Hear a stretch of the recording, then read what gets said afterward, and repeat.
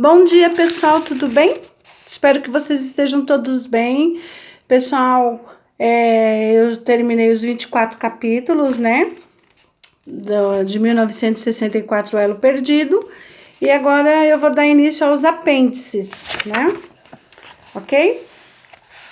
Origem do presente e trabalho. Nossas pesquisas. Para finalizar, apresentaremos alguns esclarecimentos e informações. Antes, porém, queremos explicar os motivos que levaram um tcheco e um brasileiro residente na Polônia a iniciarem este trabalho de pesquisas sobre os documentos e materiais da STB relacionados com as atividades do Serviço de Inteligência da Polícia Secreta Comunista da Tchecoslováquia no Brasil. A espionagem. Abre aspas. Subi o Negueb, subi a montanha, vede que terra é essa e que povo habita nela, se é forte ou fraco, pouco ou muito numeroso. Que tal a terra em que habita, boa ou má? Que tais as cidades em que habita, abertas ou fortificadas? Que tal o terreno, fértil ou estéril? Se há nele árvore de fruto ou não? Apanhai e trazei do fruto da terra. Números 13, versículos do 18 ao 20. Fecha aspas. Muitas pessoas, como eu, se interessam por histórias relacionadas a serviços de inteligências, operações secretas, espionagem, etc. Dois ensinamentos de Sun Tzu, que há mais de 2000 anos apontava a importância de espionar o adversário e classificá-lo adversário a clássicos como a Operação Trust, rainha de todas as operações de desinformação e vista por muitos como uma obra-prima da contra-espionagem. O material passa para pesquisar e se impressionar é bastante vasto. Meu interesse pelo assunto surgiu quando comecei a conhecer a história da Polônia, repleta de operações bem-sucedidas que confirmaram a eficácia de seus serviços secretos, como a atuação do Serviço de Radioinformações que decifrou os códigos secretos de transmissão do Exército Vermelho, além de causar interferências, emitindo durante 2 dias ininterruptamente um fragmento da Bíblia Sagrada, e impedir a comunicação entre o comando do adversário e algumas de suas unidades. Esse movimento influenciou no contra-ataque bem-sucedido e na vitória da Polônia sobre os bolcheviques na Batalha de Varsóvia, em 1920. E também salvou, assim, outros países da Europa Ocidental dos planos de Lenin, passando pelo serviço de inteligência da lendária Dworja, nome que vem da palavra segunda, referente à segunda seção do Estado-Maior, com os matemáticos de sua seção de decodificação, que decifraram o código da máquina Enigma. Além disso, tiveram as dificílimas condições para atuar em um país sob a ocupação, como foi o caso da Polônia, durante a Segunda Guerra Mundial, pela Alemanha Nacional Socialista e União Soviética, que não impediram a execução de operações bem-sucedidas de inteligência e nem a aquisição de informações importantes pelos serviços secretos das diferentes organizações de resistência. Aqui podemos citar o Serviço de Inteligência da Armia Krajowa, Exército Nacional, que obteve a aquisição e envio de elementos do míssil balístico V2 junto com os seus planos de reconstrução para Londres. A TAP, Tajna Armia Polska, Exército Secreto Polonês, que foi capaz de criar um canal de informações e formar um movimento secreto de resistência entre os próprios prisioneiros, dentro do campo de Auschwitz, através de Witold Pilek, preso voluntariamente. Enfim, são muitos exemplos. Além do interesse por história como as descritas acima, os trabalhos de guia de visitas e educador do memorial e museu Auschwitz-Birkenau, antigo campo de concentração nazista, sempre fizeram com que procurasse aprender o máximo possível sobre a história recente da Polônia, de modo que posso afirmar que é praticamente impossível compreendê-la e outras histórias de países da Europa Central e Oriental, sem conhecer pelo menos um pouco da atuação do serviço de inteligência comunista nesses países. Na Polônia não faltam oportunidades para aprender com aqueles que sabem mais. Escritores, colunistas, historiadores, jornalistas, funcionários de institutos de memória, pesquisadores independentes, etc. Especialistas do temas de serviços de inteligência que mais de uma vez arriscaram ser processados por defender a verdade.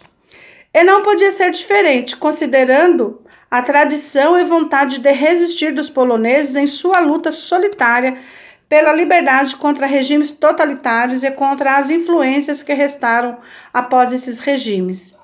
No contexto atual de acerto de contas, mesmo com muito material disponível, nem sempre as informações estão nos veículos de maior sucesso e de acordo com a versão oficial ou mais divulgada.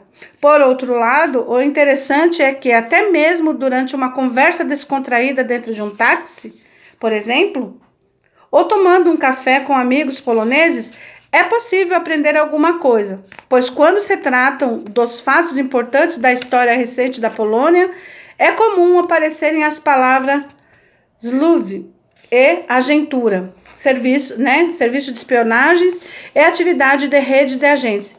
E isso não se refere somente a fatos anteriores à queda do muro. Somente a verdade é interessante.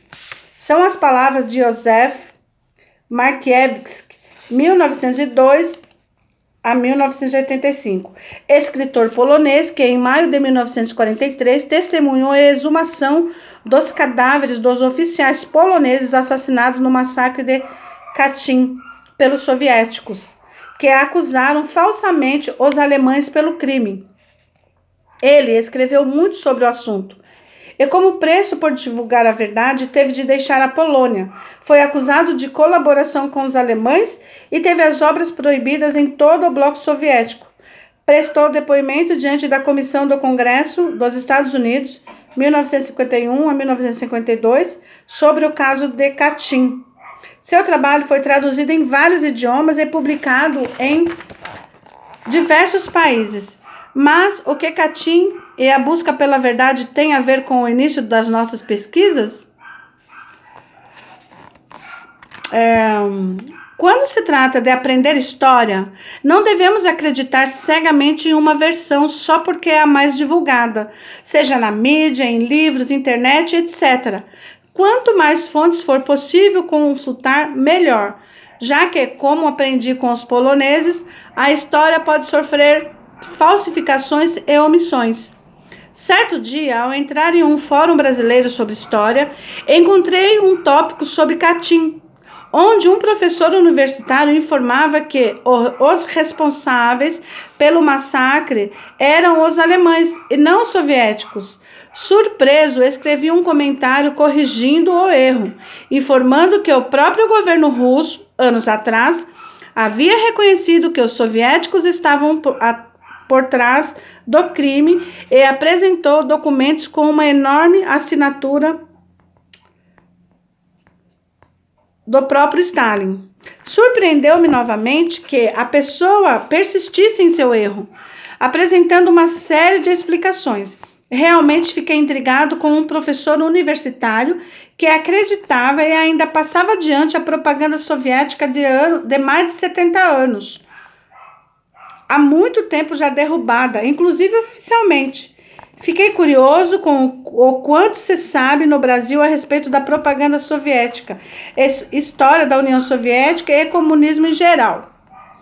Pesquisando, aqui entre aspas, comunismo no Brasil, na internet, percebi que além de livros, publicações e artigos sobre o golpe militar de 64, ou contra-golpe, como alguns preferem, havia conta, havia certa discussão envolvendo as suas causas e consequências. Nesse contexto, as informações e opiniões se dividiam. Os americanos estavam por trás do tal golpe, em seu planejamento ou execução, ou a CIA era responsável, atuando intensamente no Brasil através dos seus agentes. Basicamente, a tese é de que os americanos influenciaram em nossas questões e desrespeitavam a nossa soberania. O mais esquisito é que quase nada se comenta sobre o outro lado. Imperialismo americano e CIA demais, imperialismo soviético e KGB de menos. Ninguém falava sobre o assunto, exceto o professor Olavo de Carvalho, olha que maravilhoso, professor brasileiro que vive nos Estados Unidos, um dos muito poucos, se não o único, que mencionava a presença e atividades da KGB no Brasil. Já que é importante saber da presença, influência ou atividades da CIA no Brasil naquela época, não seria igualmente importante saber da presença ou atuação dos serviços de inteligência de países comunistas ou do bloco soviético? Será que eles também não estiveram presentes? Não atuaram em nosso país? Não tinham seus interesses? Não tentavam exercer as suas influências de alguma maneira? Pelo visto, o assunto foi pouco ou nada pesquisado. Quem gosta de história e pesquisa sabe que nada é melhor do que um bom tema. Aí estava, então, uma ótima oportunidade. Pesquisas. Atualmente, os arquivos da KGB são de difícil acesso. Era preciso começar pelos clássicos. Os livros de Christopher Andrew sobre o arquivo Mitchell e o trabalho de Vladimir Bukharovsky. Uma visita rápida foi suficiente para perceber que não há muito material sobre o Brasil. Em seguida, parti para o excelente livro Apparat Centrale. Nossa, gente, é um nome aqui, meu Deus do céu. Instrumento de, né? Eu vou colocar na descrição. Aparelho Central. 1. Direção Geral da KGB como instrumento de realização da estratégia global do Kremlin, 1954 a 1991, do Dr. Leszek Pavlovich, que confirmava a existência de residenturas da KGB nos anos 60 em diferentes países da América Latina, o que me convenceu que as pesquisas faziam sentido. O passo seguinte seria tentar encontrar algo em arquivos dos antigos países satélites da União Soviética, do Pacto de Varsóvia, pois os seus serviços de inteligência não só colaboravam, como estavam praticamente subordinados à KGB. Como o polonês era meu idioma, iniciara pelos arquivos da Polônia.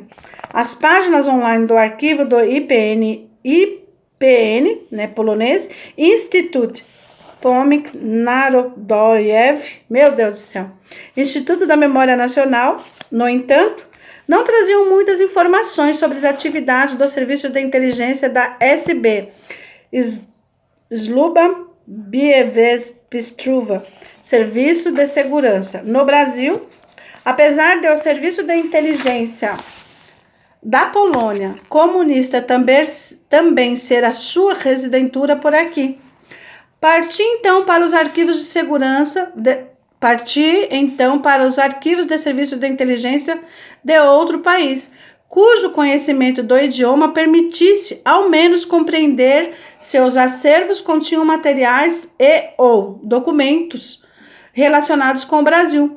Assim, cheguei ao arquivo tcheco, ABS, Arquivo Slovex, Arquivo do Serviço de Segurança do Instituto para o Estudo dos Regimes Totalitários. Uma breve consulta foi suficiente para perceber que havia muitas informações. Depois de um tempo de pesquisa, foi possível encontrar o, abre aspas, acordo de colaboração, fecha aspas, entre a STB e a KGB, e alguns trechos relacionados à América Latina e Brasil. Consultando o buscador, foi possível encontrar nomes de cidadãos brasileiros. Olha só. O idioma tcheco não é tão parecido com o polonês. Há uma grande diferença entre compreender o assunto de um documento e fazer uma pesquisa séria e objetiva. Resolvi, assim, buscar alguém para ajudar e entrei em contato com Witold Gadowski, um dos mais conhecidos jornalistas investigativos da Polônia. Gente, eu não sei se a pronúncia é assim, tá? Mas enfim. Especialista em serviço secreto e autor de vários livros, com quem havia trabalhado anos atrás em uma reportagem investigativa sobre irregularidades durante a privatização de uma das empresas de seguro da Europa de Leste. Na época, foi um escândalo internacional que aparentemente envolvia serviços de informação, corrupção e grandes bancos nacionais e estrangeiros. Mas, segundo Witold, por trás de tudo isso estava o antigo Serviço de Informação Militar Comunista. Para ser mais exato, a seção Y da diretoria do Estado-Maior 2, né? O caso trouxe à tona uma rede de conexões envolvendo agentes do Serviço de Informação Militar da Polônia comunista, grandes somas de dinheiro, grandes influências, pressões políticas, enfim, um jogo complicado que nos levou até Portugal, onde havia ocorrido um dos encontros de negociação da privatização da dita empresa, e onde aconteceu a Operação Furacão, contra a lavagem de dinheiro, já que, em determinada época, segundo Gadowski, Portugal foi um dos locais de lavagem de dinheiro do Serviço de Informações russo. Descrevi este caso para demonstrar um exemplo do envolvimento de pessoas relacionadas com antigos serviços de informações comunistas em negócios ilegais, inclusive após a queda do Muro de Berlim. Mostrei a Witold a página do arquivo tcheco e ele confirmou que se tratava de materiais relacionados com as atividades da STB. Perguntei-lhe se conhecia alguém, entre aspas, do lado bom, que pudesse me ajudar a trabalhar esta questão e cheguei a Vladimir Petrilak, tradutor e colunista tcheco. Entrei em contato com Vladimir, fiz uma introdução ao tema e perguntei se haveria interesse em uma parceria para pesquisar o caso. Para minha sorte, aqui eu abro um parênteses, principalmente para a sorte dos leitores brasileiros, Vladimir, que se interessa muito pelo passado comunista de sua pátria, aceitou. E assim iniciamos as nossas pesquisas através de buscas no acervo online do arquivo ABS. Correspondências, viagens à Praga, retorno e estudo das pastas, novas correspondências, pedidos e assim por diante, num ciclo permanente. À medida que nos aprofundávamos no conteúdo dos materiais, o próprio Vladimir ficou surpreso com a dimensão das atividades do Serviço de Inteligência da Polícia Secreta Comunista da pequena Tchecoslováquia no longínquo Brasil, envolvendo uma quantidade significativa de colaboradores, operações ativas e objetos de interesse. Em nenhum momento, pessoas do ramo com as quais tivemos contato ao longo de nossas pesquisas, historiadores, pesquisadores, especialistas em serviços secretos, funcionários ou pesquisadores profissionais do Instituto, nos desprezou ou desmotivou por sermos historiadores amadores e sem experiência. Muito pelo contrário, deram-nos importantes conselhos e demonstraram surpresa e curiosidade. Além disso, colocaram-se à disposição para consultas e esclarecimento, ressaltaram a importância desses estudos e incentivaram-nos para que levássemos o trabalho adiante. Os pesquisadores do Instituto Tcheco nos deram dicas importantes sobre o modus operandi dos funcionários da STB na elaboração e arquivamento de pastas e na relação entre números de registros e de arquivo com as determinadas seções, departamentos e ou categorias de eventuais colaboradores, sobre os cuidados necessários na interpretação e definição do conteúdo dos documentos, etc., facilitando-nos as buscas e o trabalho. A impressão que fica é que, Nem mesmo os funcionários e pesquisadores profissionais dos arquivos tchecos, que certamente possuem os seus programas e propriedades de trabalho, nunca pesquisaram totalmente os materiais da STB relacionados ao Brasil. Assim, tanto o progresso quanto o tempo de duração de nossas pesquisas me levam a crer que o colega Vladimir Petrilak e Maria Pelant, de Praga, devem ser as pessoas que mais conhecem os documentos da STB relacionados com o Brasil. Algumas pessoas do ramo que encontramos pelo caminho achavam interessante um brasileiro e um tcheco se unirem para pesquisas como esta, e afirmaram tratar-se da combinação ideal.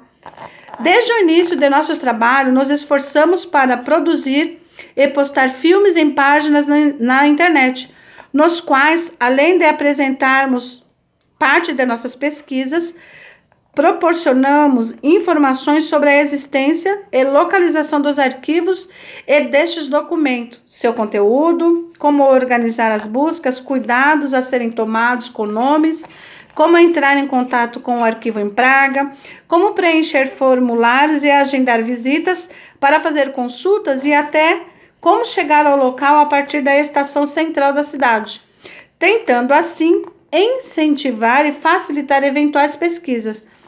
O conhecimento que adquirimos não é secreto e está disponível.